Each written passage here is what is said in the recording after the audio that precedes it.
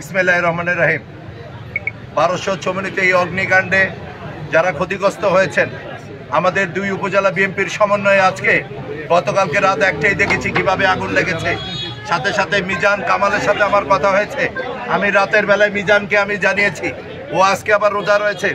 আমরা আজকে দুই উপজেলা বিএনপির সমন্বয় আজকে আমরা মিজানকে বলেছি আমরা 3টার সময় মিজান এই বাজারের সভাপতি, আমি ফরিদ ভাইয়ের সাথে কথা হয়েছে, রাজাপুর ইউনিয়নের প্রেসিডেন্ট সেক্রেটারির সাথে কথা হয়েছে, যুবদল, ছাত্রদল, স্বেচ্ছাসেবক দল, কৃষক দল, তাঁতি দল সমস্ত নেতৃবৃন্দরে কিন্তু 2 ঘন্টার নোটিশে কিন্তু আপনারা এখানে উপস্থিত হয়েছে।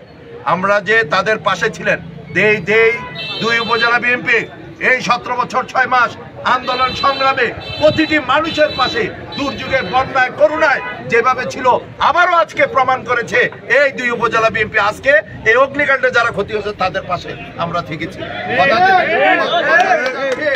আমরা আগামীকালকে মিজান চেয়ারম্যান বুড়িচং উপজেলা বিএনপিকে নিয়ে আমরা ইনশাল্লাহ আমরা দুই উপজেলা প্রশাসনের সাথে কথা বলে আমরা তাদেরকে আরো কিভাবে আর্থিক সহযোগিতা যায়, ব্যক্তিগতভাবে আরো কিভাবে আর্থিক সহযোগিতা করা যায়। মিজান, তুমি আমাদেরকে গাইডলাইন দিবা, ইনশাল্লাহ তুমি এই মার্কেটের সভাপতি এবং তুমি বিএনপি মানা মানুষ, তুমি কৃষক দলের সভাপতি, তোমার নেতৃত্বে ইনশাল্লাহ এটি রিপেয়ার হবে, আমাদের সর্বাত্মক সহযোগিতা থাকবে।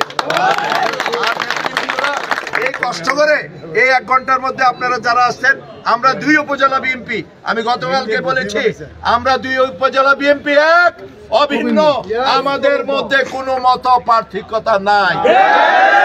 এটা কি আজকে দেখেন নাই কি? আমাদের জন্য দোয়া করবেন।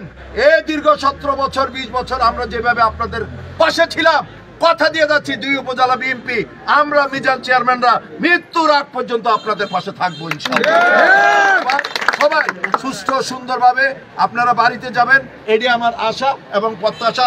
এখানে আমাদের সমাপ্তি, দোয়া রইল, ভালোবাসা রইল। আসসালামু আলাইকুম।